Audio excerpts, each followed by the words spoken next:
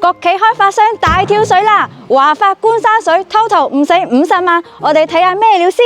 一入門口獨立玄關位，隨便放下包包鎖匙就係方便。但係 L 字型廚房仲配埋個生活陽台俾你。4人餐位加埋3米闊落嘅客廳，睇落唔算闊，但係招呼朋友、生活自住都係夠用㗎。北面就係五桂山，樓盤仲有700畝嘅湖山大景，可謂係湖光山色啊！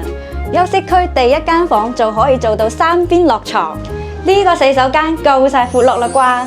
走啦，我哋去睇下第二間房嘅景觀。